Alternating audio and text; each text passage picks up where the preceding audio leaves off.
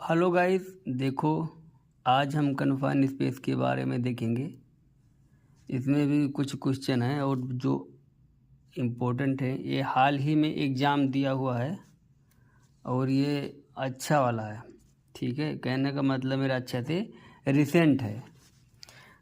पहला सवाल क्या है? Select 2 examples of confined space from the list.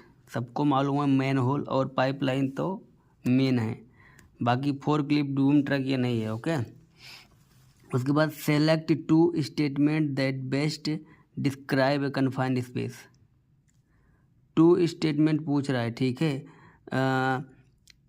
Select statement that best describe a confined space has limited और restricted means of entry and exit.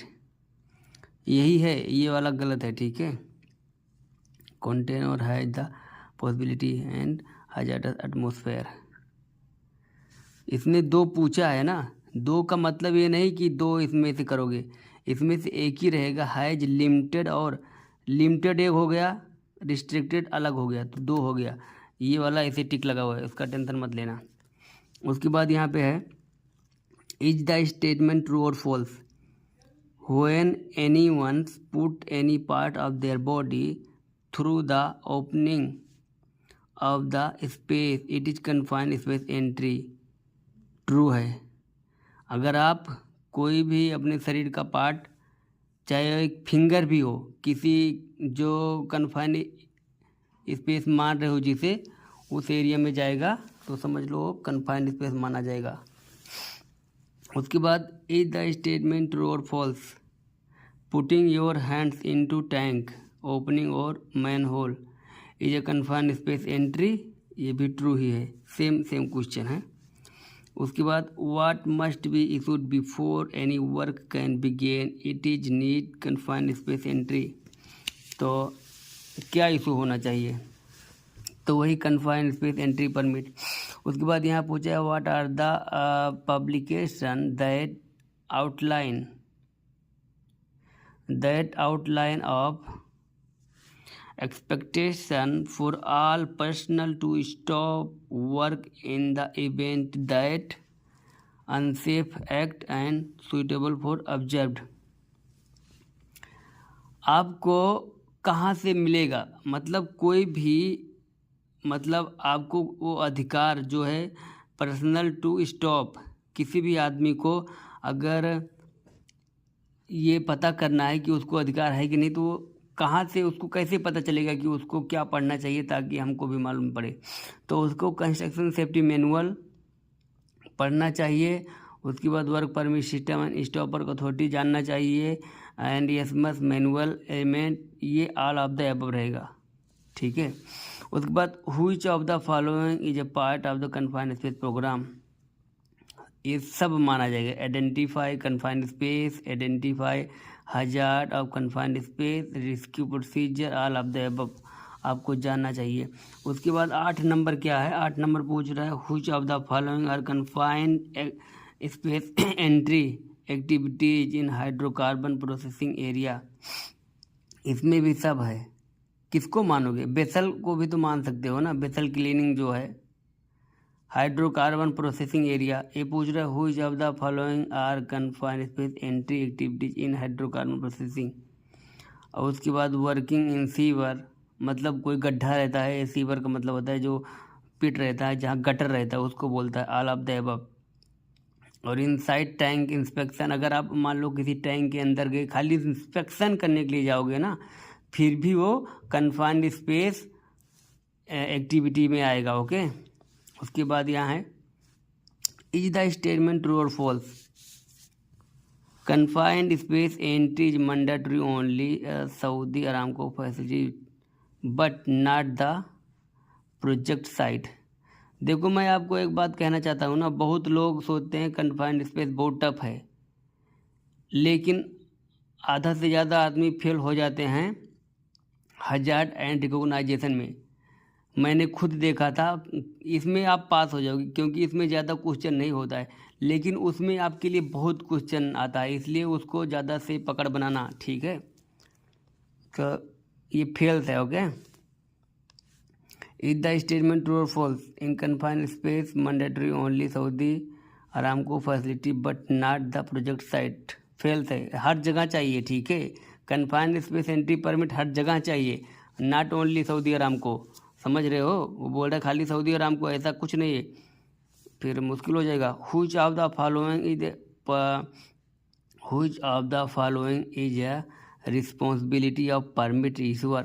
Permit issuer की क्या responsibility? Identify which permit are required, कौन सी permit चाहिए वो भी उसको, उसकी जिम्मेदारी है। कंडक्ट ज्वाइंट इंस्पेक्शन, जाके इशूअर के साथ में जाके रिसीवर के साथ में जाके चेक करना चाहिए उसको साइड को। Complete the hazard analysis checklist, मतलब हजार्ड एनालिसिस चेकलिस्ट के बारे में जानना चाहिए।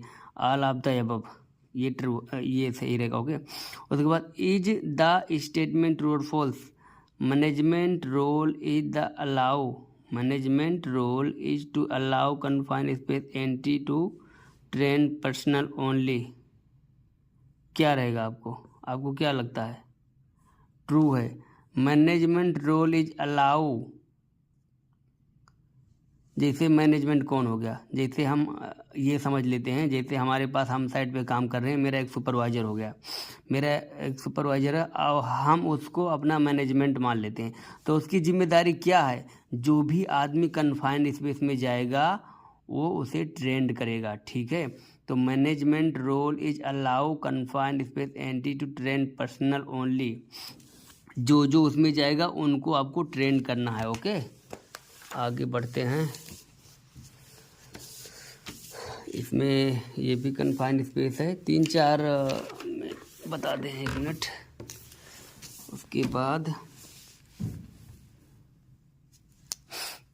यहाँ पे सवाल नंबर 12 है, which of the following are the responsibilities of the confined space entry? Supervisor की क्या जिम्मेदारी है?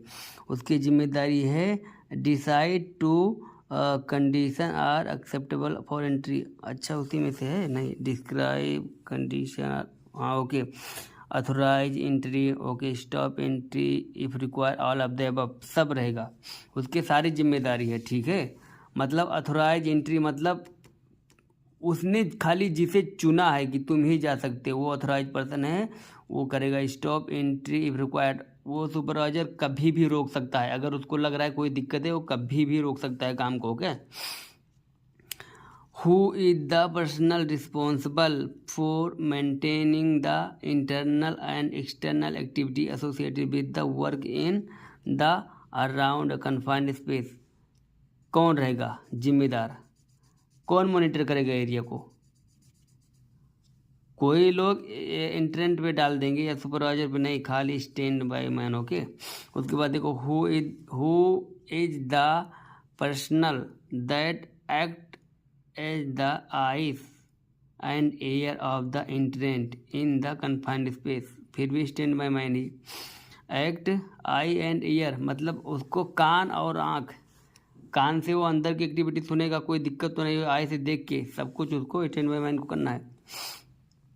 इज द स्टेटमेंट ट्रू और false? In case of emergency the stand by man can enter the confined space and rescue the workers.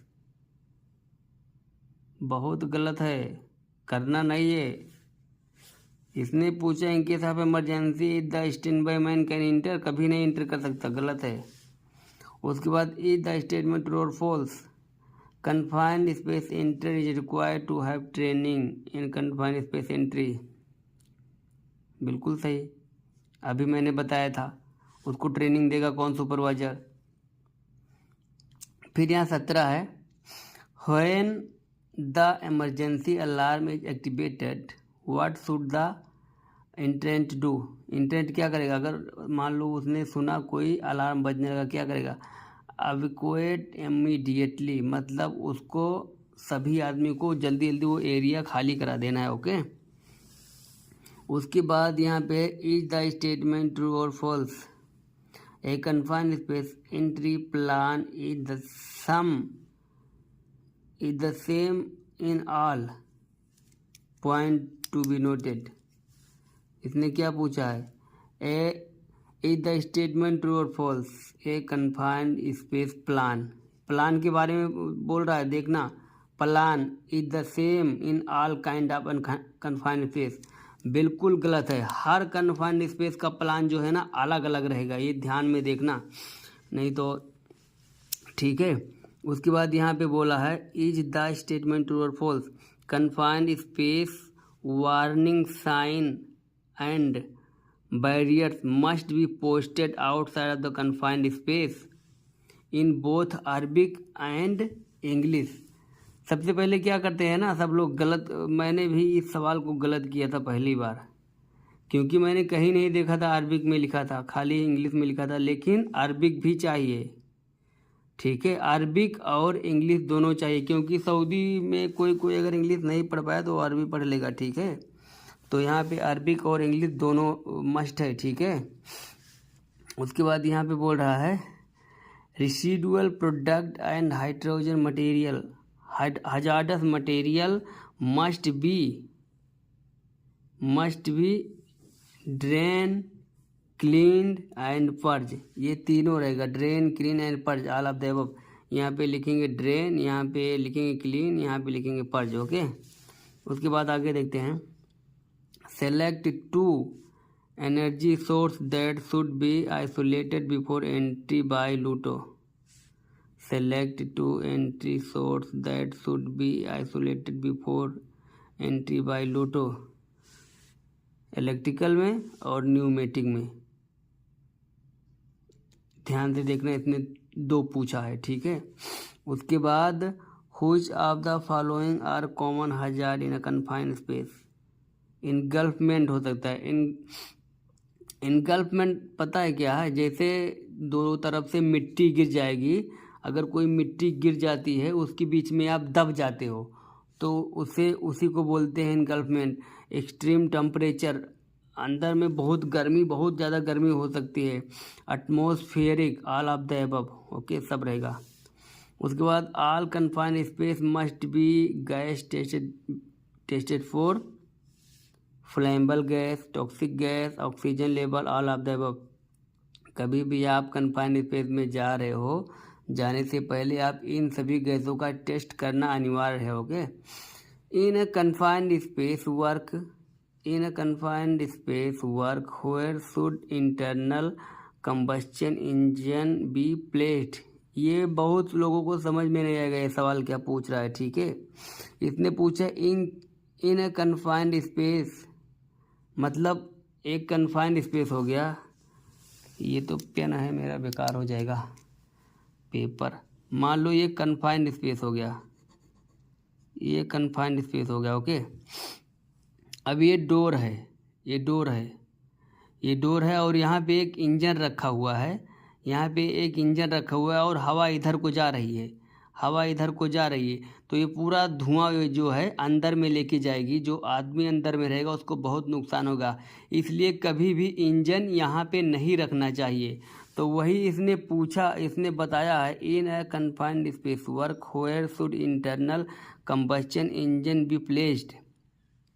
तो आपको करना है downwind away from the entry, ये एंट्री है, यहाँ पे नहीं रखना है।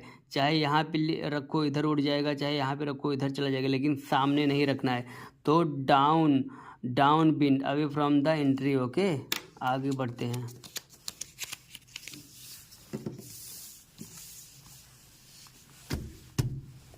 आगे पढ़ेंगे, ये भी इम्पोर्टेंट क्वेश्चन है। If a radio active material is present mechanically ventilation और required for at least prior to entry 4 घंटे पहले, ठीक है, 4 घंटे पहले पूछ रहा है। If a radio active material is present mechanically ventilation is required for at least period to, जैसे वेंटिलेटर क्या होता है? जैसे हम लोग एग्जॉस्ट फैन लगाते हैं, मान लो वो एरिया रेडियो एक्टिव है या कोई हजार्डस मटेरियल प्रेजेंट है, तो उसमें एंट्री के कब जाना है? मतलब 4 घंटे पहले से आप उसमें ये लगा दोगे ताकि वो जितना भी टॉक्सिक है वो सबको सक करके बाहर कर देगा। Okay. Mercury vapours which is found in crude refining vessel, mercury के बारे में पूछ रहा है, ठीक है। वो बोल रहा है जो क्रूड रिफाइनिंग वेसल में पाया जाता है will inter in body through inhalation. Mercury आप जानते हो, मरकरी को अगर आप मेल्ट करोगे वो एग्जॉस्ट मतलब धुआं बन के उड़ने लगता है, वो आप उसको सूंघ के इनहेल करके अपने अंदर आपके अंदर चला जाएगा, ठीक है। इज द स्टेटमेंट ट्रू और false? If any hot work is likely to affected, if any hot work is likely to affect the internal atmosphere, then continuous gas monitoring required. True है, okay. Electrical shock controls confined space work including GFIC, ये तो आपको मालूम ही होगा। Ground fault circuit interrupter on power tools पे ये होना चाहिए। यूजी लिस्टेड इक्विपमेंट होना चाहिए। कॉर्ड प्रोटेक्शन होना चाहिए। ऑल ऑफ द रहेगा सही answer. The minimum acceptable level of oxygen is a confined space, minimum कितना होना चाहिए? कम से कम तो 20 होना चाहिए। 19 मत डालना, 20 है इसका आंसर, ओके। कम से कम पूछ रहा है। The maximum acceptable level of oxygen in the confined space, maximum ज़्यादा से ज़्यादा इतना रहना चाहिए, इससे ज़्यादा नहीं होना चाहिए। ये कम से कम की बात है। 19 जो है ना बहुत ज़्यादा हो जाएगा, इसलिए उसने 20 जो पूछा था, और ज़्यादा से ज़्यादा 23। Which of the following activities need local exhaust, कौन चाहिए? जैसे वेल्डिंग कर रहे हैं, ग्रिड ब्लास्टिंग हो रही है, स्प्रे पेंटिंग हो रही है, तीनों सिचुएशन में आपको चाहिए ऑल ऑफ द एबव। तभी तो आप जैसे किसी रूम में वेल्डिंग करोगे भाई, वो पूरा धुआं से भर जाएगा, उसको उस टॉक्सिक को सक करने के लिए आप कुछ ना कुछ लगाएंगे, इसलिए उस तीनों केस में चाहिए। Okay. Gas testing should be done by certified gas tester and it should be conducted before first entry, after break, when condition change, periodically, say every 2 hours, all of the above। ये चारों का चारों आपको बहुत ध्यान से देखना है, क्योंकि इसमें से एक दे देगा ना तो आपको टिक मारना पड़ेगा। Gas test should be done by certified gas tester and it should be conducted before first entry, एक ही दे देगा और दूसरे ऑप्शन दे देगा। तो ये चारों आपको देखना है। आफ्टर ब्रेक, अगर मान लो आप छुट्टी लेके गए, खाना वाना खाने गए हैं, 2 घंटे के बाद आएंगे फिर भी चाहिए। When condition change, condition change का मतलब ये होता है जैसे कोई दिक्कत आ गई, कोई अलार्म बज गया, कोई नुकसान हो गया, सबको भागना पड़ गया निकल के, फिर उस कंडीशन उसी को कहते हैं व्हेन कंडीशन चेंज। पीरियोडिकली से आफ्टर एवरी 2 आवर्स, मतलब वैसे नॉर्मल में हर 2 घंटे में आपको ये चेक करना पड़ेगा। तो all of the above, okay. उसके बाद 9वां है approved gas monitor. Approved gas monitor should be use to monitor which gas, कौन सी gas? Oxygen, hydrogen sulphide, flammable, carbon monoxide, all of the above, all of the above, okay. उसके बाद यहाँ पे 10वां सवाल है always perform initial gas testing. Initial मतलब प्रारंभिक, पहले gas testing before entry with all mechanical ventilation shut down at least 15 minute before 15 minute testing. यहाँ पे आपको कंफ्यूज हो सकता है, क्योंकि यहाँ पे 4 आवर्स क्या था, 4 आवर्स जो क्या था वो उसमें जाने के से पहले, और यहाँ जो इसने पूछा है 15 minute. Always perform initial gas testing मतलब किसी गड्ढे में जा रहे हो ना, तो 15 गैस की बात कर रहा है, लेकिन उसने क्या पूछा था, रेडियो एक्टिव मटेरियल के बारे में पूछा था। समझ रहे, यहाँ पे कंफ्यूज नहीं होना। 15 मिनट और 4 घंटे का डिस्टेंस क्या था। ओके, उसके बाद यहाँ पे है if the carbon monoxide level is 100 ppm और एबव। अगर 100 ppm और एबव रहेगा तो क्या होगा, no confined space entry is allowed. अगर इससे नीचे रहेगा ना, ये बहुत बढ़िया चीज़ है, अगर इससे नीचे रहेगा तो आपको ये समझना रहेगा कि हम काम कर सकते हैं, लेकिन फुल प्रोटेक्शन के साथ। 35 से 1000 तक हम काम कर सकते हैं, लेकिन फुल प्रोटेक्शन के साथ, डिवीजन हेड का साइन भी लगेगा। 12 नंबर है if the hydrogen sulphide level is 10 ppm और एबव, उस केस में भी no confined space entry is allowed. ठीक है, उसके बाद हम आगे आ जाते हैं। अच्छा, ये वाला हम किए कि नहीं, हाँ किए थे। बस 1-2 पन्ना और बचा है, बस 2 मिनट और लगेगा, 2 मिनट नहीं 10 minute. Confined space entry is not permitted if the oxygen level is above 23। ज़्यादा रहेगा तो मैं बोला ना, नहीं जा सकते हो। उसके बाद इज द स्टेटमेंट ट्रू और false. Confined space entry permitted to flammable gas are at the above क्या पूछा, इज द स्टेटमेंट ट्रू और false. Confined space entry is permitted if the flammable gas are at और above 10 LL। बिल्कुल गलत है, बिल्कुल गलत है। वो भी इसने फ्लैमेबल पूछ रहा है, हॉट परमिट के बारे में, मतलब हॉट वर्क के लिए बिल्कुल 0.0 होना चाहिए। ठीक है, ये 0.0 होना चाहिए, तभी आप कोई भी हॉट वर्क कर सकते हो। Who are permitted to enter confined space, who are permitted to enter confined space कौन है, ओनली अथोराइज पर्सन, ना एनीवन, ना कॉम्पिटेंट पर्सन, ना परमिट ईश्वर। हाँ, यहाँ पे जो आदमी ओवर स्मार्ट बनता है वो सोचेगा कॉम्पिटेंट पर्सन। कॉम्पिटेंट पर्सन कौन होते हैं, जैसे कोई इलेक्ट्रीशियन हो गया, स्टील फिक्सर हो गया, ये सब कॉम्पिटेंट पर्सन है। लेकिन अथोराइज्ड कौन है, अथोराइज्ड कौन है, इसमें भी ये अथोराइज हो सकता है, इसमें एक आदमी चुन के अथोराइज हो सकता है। जिसको ईश्वर, जिसको सुपरवाइजर असाइन करेगा वही है अथोराइज पर्सन। ठीक है, जैसे एक ग्रुप में बहुत सारे आदमी होते हैं, वो सब कॉम्पिटेंट पर्सन है, बढ़िया सबको काम मालूम है, लेकिन वो उसमें से कोई नहीं जा सकता, खाली अथोराइज पर्सन, फलाने तुम आओ, ढिमकाने तुम आओ। तो इस तरह से होता है। ओके, तो अथोराइज पर्सन ओनली एंट्री कर सकता है।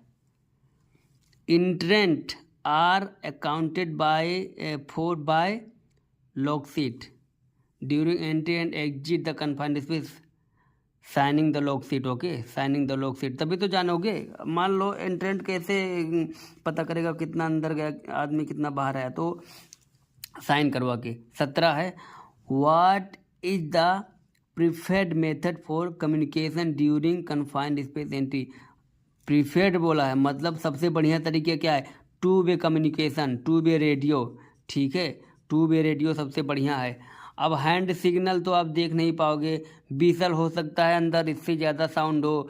साइन बोर्ड, साइन बोर्ड तो वो अलग बात है, ये 2 way communication. Okay, the work must be immediately stopped and the entrance ordered out of the space any time। बिल्कुल, कैसे, द एटमोसफेयर बिकम अनसेफ, वातावरण चेंज हो जाता है, पानी बरसने लगेगा, अंदर में पानी चले जाएगा, भीग जाओगे, करंट लग जाएगा, इसलिए वो बोलेगा जल्दी निकल जाओ, पानी बरस रहा है। In an incident inside occurs, या अगर अंदर में कोई एक्सीडेंट हो गया तब। There is emergency outside of the space, मान लो अलार्म बज गया, सबको भागना है, सायरन बज गया, तो आपको असेंबली पॉइंट में जाना है, इसलिए ऑल ऑफ द अबव हो जाएगा। इज द ईश्वर ना, इज द स्टेटमेंट ट्रू और false. Never attempt rescue unless you are trained and equipped. Very, ये ट्रू है। किसको पूछ रहा है, किसके बारे में पूछ रहा है, किसी के बारे में पूछ रहा है। अगर आप ट्रेंड नहीं हो और आपके पास सामान भी है, फिर भी आप नहीं जा सकते हो अंदर में, क्योंकि आप ट्रेन नहीं हो। आप जाओगे अपने साथ साथ उसको भी ख़त्म कर दोगे, जो बचने वाला भी रहेगा उसको भी नहीं बचा पाओगे। इसलिए आप नहीं जाना, आपको फ़ोन करना है, सुपरवाइजर को रिपोर्ट करना है। Who should notify the emergency team and confine space supervisor in case emergency. क्या पूछा है? Who should notify the emergency team and confine space anti supervisor in case of emergency. कौन कौन रिपोर्ट करेगा? Stand by mind.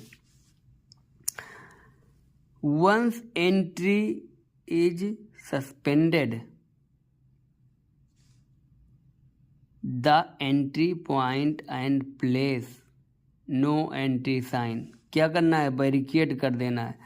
एक बार जैसे suspend हो गया तुरंत उस एरिया को बैरिकेड कर दो और ये पोस्टर लगा दो, नो एंट्री। ओके, मतलब एक बार अगर सस्पेंड हो गया है तो हो सकता है कोई दिक्कत हो गई। ये डाउट में था। What type of confined space rescue operation is must is the last option because the involve high risk to rescuer. Internal rescue. इसमें आप सोचो कि कैसे इसको करना है, ये क्या है? Internal rescue. What type of confined space rescue operation is the last option. Last option पूछ रहे, लास्ट ऑप्शन के बारे में। Because the involve high risk to rescuer, तो internal rescue. Okay, for non entry retrieval which of the following is must? Tripod, full body harness and retrieval lines and all of the above. ये सही सब होगा, ये question में आया था, ये सब होगा। ओके, इसको ध्यान से पढ़ लेना। 24 है, a confined space entry permit is a kind of administrative control, क्योंकि ये पेपर वर्क है। अच्छा, यहाँ पे आपको एक डाउट होगा कि एडमिनिस्ट्रेटिव कंट्रोल क्या होता है, इंजीनियरिंग कंट्रोल क्या होता है। तो ये जो एडमिनिस्ट्रेटिव कंट्रोल है ना, ये सब डॉक्यूमेंट है, सब पेपर वर्क है। इतना ध्यान देना, कहीं भी एडमिनिस्ट्रेटिव रहेगा सब डॉक्यूमेंट रहेगा, पेपर। इंजीनियरिंग फ़ोन आ गया था इसलिए कट गया। तो ये था, a confined space entry permitted is a kind of administrative measures. तो वही मैं बोल रहा था, जो एडमिनिस्ट्रेटिव रहेगा सब पेपर वर्क रहेगा। इंजीनियरिंग जो हो गया है वो इंजीनियरिंग में ये हो गया आपका लूटो लॉगआउट, जो फिजिकल करते हो वो सब इंजीनियरिंग हो गया। अभी आप गार्डरेल्स लगाओगे, अभी आप जो है जाके कहीं पे ये लगाते हो, अरे जैसे कोई गड्ढा खोदे तो उस पर सोरिंग वोरिंग करोगे ना, वो सब इंजीनियरिंग है, ये फिजिकल है। और तीन ही टाइप का होता है, एक एडमिनिस्ट्रेटिव जो पेपर वर्क हो गया, इंजीनियरिंग जो फिजिकल होता है, जो विजिबल होता है हार्ड वर्क, और पीपी तो पीपी में आ जाएगा, दो ही तीन है आपका, स्काबा, साबा, स्काबा, ये सब खाली पीपी में आता है। ठीक है, कोई डाउट रहे या कुछ रहे बात तो कमेंट में पूछना चाहिए, आंसर करना चाहिए। ठीक है, कि ये समझ में नहीं आया इसको कैसे करेंगे, सवाल नंबर टैग करो और बताओ। ठीक है, सबसे बेटर जब खाली देखने से वीडियो नहीं होता है, और लाइक वाइक भी करना चाहिए भैया। ठीक है, बहुत मेहनत करना पड़ता है। ठीक है, गर्मी भी लग रही है। उसके बाद what is the process where equipment is removing from service and the protected against the release of energy. Isolate कर दो। What is the process where equipment is removed from the service. अगर आपने कोई चीज़ बंद कर दिया है and is protected against the release of energy, जैसे आपने बंद कर दिया है तो वहाँ पे आप आइसोलेट कर दो। Okay, it refer to procedure and safeguard employees from the unexpected energization and startup to equipment during maintenance activity, lockout tagout. Maintenance यहाँ पे इसने बोल दिया मेंटेनेंस कर रहे हो तो आपको लॉकआउट टैगआउट करना है। Okay, it is closer and placement of lock and energy isolating device. क्या पूछा, बस यही में आपका पूरा सवाल है इतने में।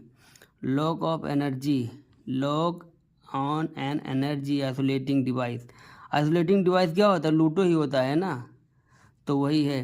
To ensure that the energy and the equipment और process can not be operated until the lock out device is removed. इसी में छुपा है आपका, मतलब इसी प्रश्न में आपका ये छुपा है, तो वही लॉक आउट हो जाएगा। ओके, सवाल को अच्छे से पढ़ लेना 2-3 बार। उसके बाद ये क्या है, there are do not operate warning device to communicate. अगर कम्युनिकेट लिख दिया तो भैया टैग ही होगा, उसमें सोचने की बात ही नहीं। The reason of authorization of the isolation hold tag टांग दोगे, क्योंकि कम्युनिकेशन की बात कर रहा है। अगर जाओगे मतलब कम्युनिकेशन का मतलब उसको पढ़ोगे पेपर को, तभी तो पता चलेगा इसमें क्या लिखा है, किस लिए टैग लगाया गया है। उसके बाद उसने आगे पूछा है 5 number, what is the activities of required you do not isolate.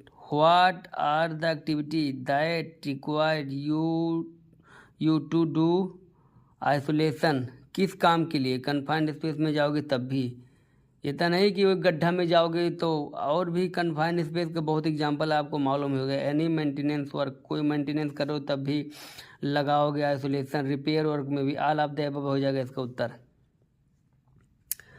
उसके बाद इसने पूछा है who will provide lock out device and equipment. कौन प्रोवाइड करेगा, proponent management Saudi Aramco, contractor, subcontractor, safety department. ये इसमें आप कंफ्यूज हो जाओगे। ये पूछा है who will provide lock out device and equipment. कौन प्रोवाइड करेगा, लॉक आउट डिवाइस कौन प्रोवाइड करेगा, तो Saudi Aramco, proponent management. Okay, Saudi Aramco. अपने घर से नहीं ला सकते, कॉन्ट्रैक्टर नहीं ला सकता, सब कॉन्ट्रैक्टर नहीं ले सकता है। अरामको में ऑलरेडी वो बक्सा होता है, वही आपको प्रोवाइड करेगा, वही प्रोसीजर रखेगा, वही चाबी रखेगा। आप लॉक करेंगे, चाबी उसके अंदर डाल देंगे, वो मुदीर के पास रहेगा, जो अपना ईश्वर होता है, उसी को हम लोग प्रोपोनेंट बोलते हैं। ओके, इसमें कंफ्यूज होने की बात नहीं है। वही प्रोपोनेंट है, वही मैनेजर है, वही हम लोगों का वही सब कुछ है, वही सुपरवाइजर है। ठीक है, क्योंकि अरामको की साइड से और वही आता है, जब आज तक जो एक्सपीरियंस है फील्ड में देखे हैं। उसके बाद 7वां सवाल है who is an authorise personnel. कौन है authorise personnel, all of the above. Authorise person कौन है, personnel who has trained in isolation.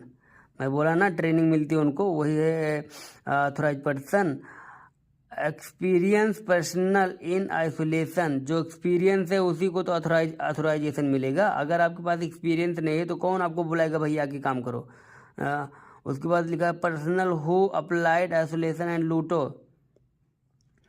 जब आप ऑथराइज रहोगे तभी तो लूटो लगाओगे, इसीलिए ऑल ऑफ द अबव हो जाएगा। Circuit breaker and switches are example of isolation point for which type of energy, electrical energy. Okay, circuit breaker में इलेक्ट्रिकल एनर्जी ही आएगी ना। उसके बाद इसने पूछा है who is responsible for the LOTO, everyone at Saudi Aramco. यहाँ पे इतना मिस्टेक करते हैं लोग ना, पूछ रहा है who is responsible for the LOTO safety, contractor, everyone at the Saudi Aramco, Aramco employee, supervisor.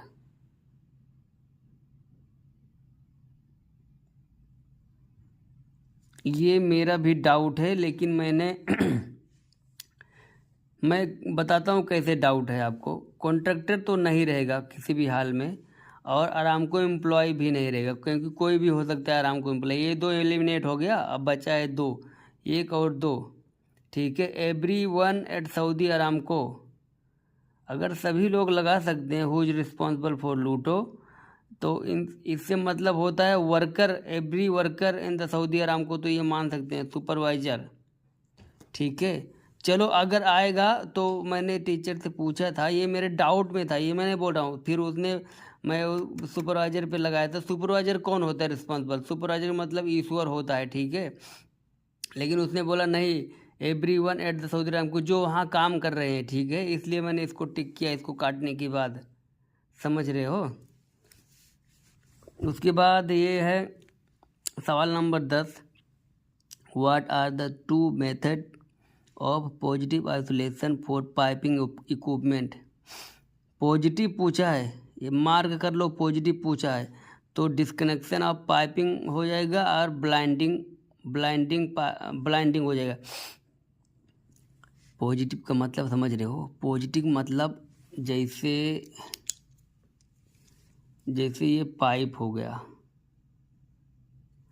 इसके बीच में ना आप ब्लाइंड लगा देंगे, एक मोटा सा ये इंसर्ट कर देंगे, यहाँ से ये नचाने वाला रहता है, खोल के निकाल देंगे ब्लाइंड, ये पूरी तरह से टोटल डिस्कनेक्ट। और ये दिखा नहीं क्या, ये आपका वाटर लाइन है या पाइप लाइन, गैस लाइन, जो भी है, यहाँ पे एक ब्लाइंड सिस्टम लगाया जाता है।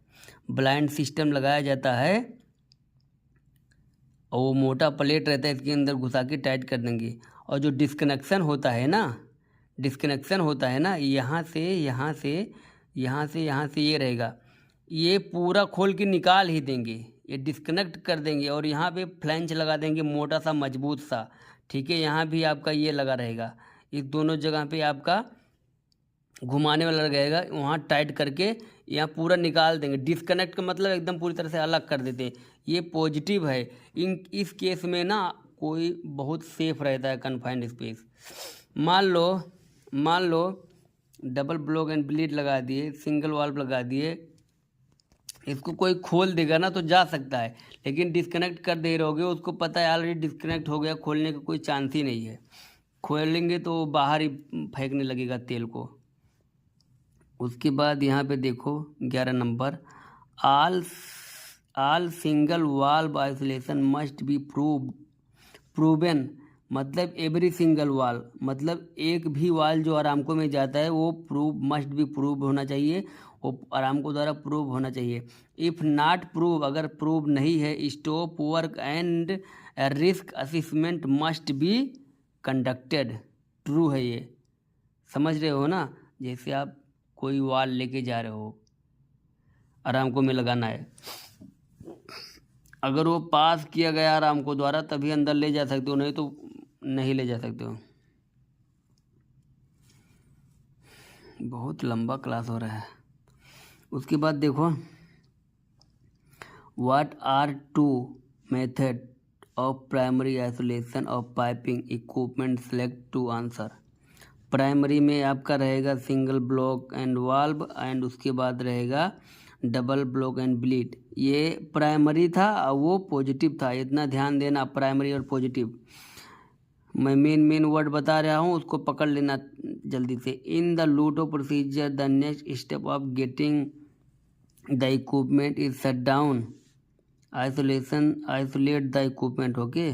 उसके बाद 14 है लॉक आउट टैग आउट लूटो इज सेफ्टी प्रोसीजर, ट्रू है।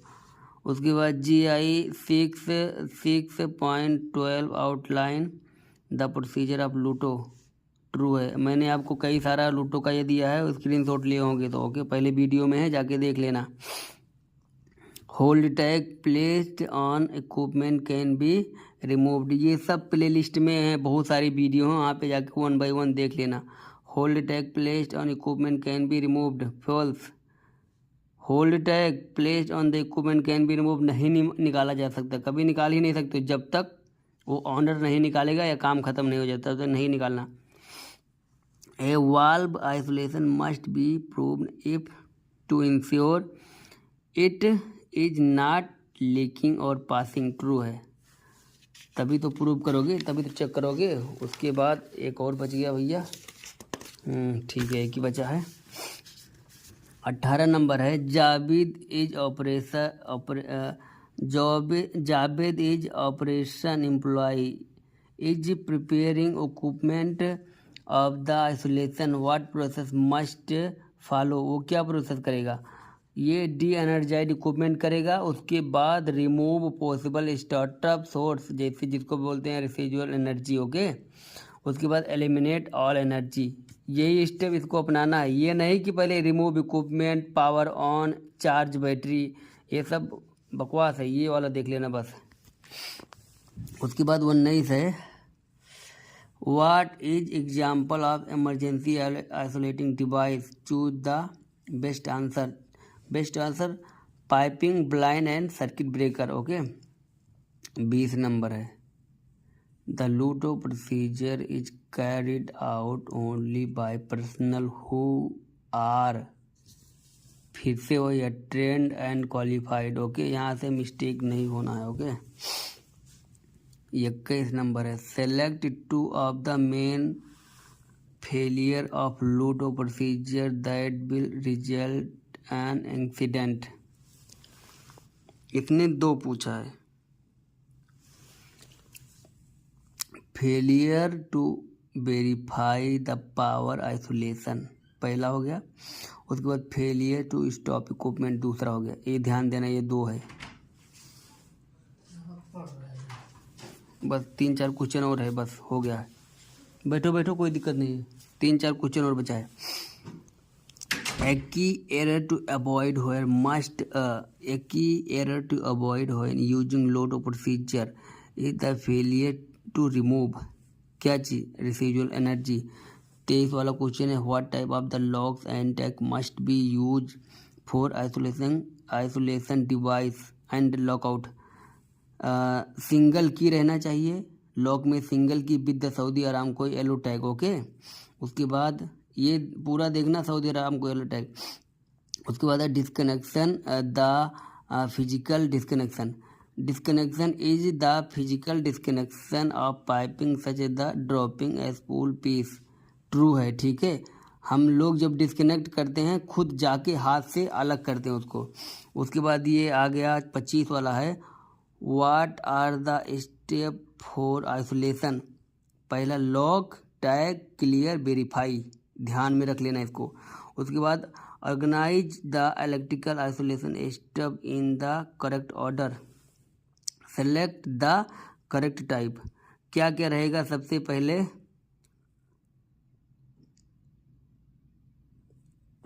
पहले ये रहेगा 4 नंबर, लॉक करेंगे। उसके बाद 1 नंबर रहेगा, टैग लगाएंगे। ये बहुत जानने वाला सवाल है, इसमें हर कोई कंफ्यूज हो जाता है।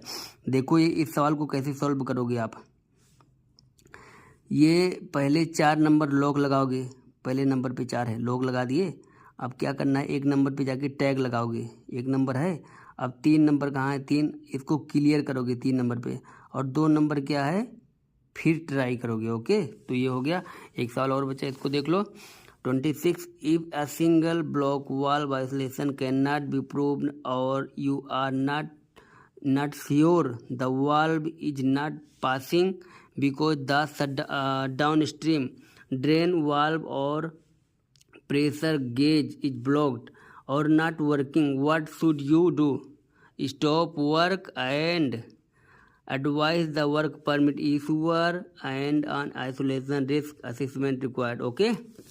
तो थैंक यू सो मच, मिलते हैं अगले वीडियो में, और मैं आपको और अच्छी वीडियो लेके आऊँगा।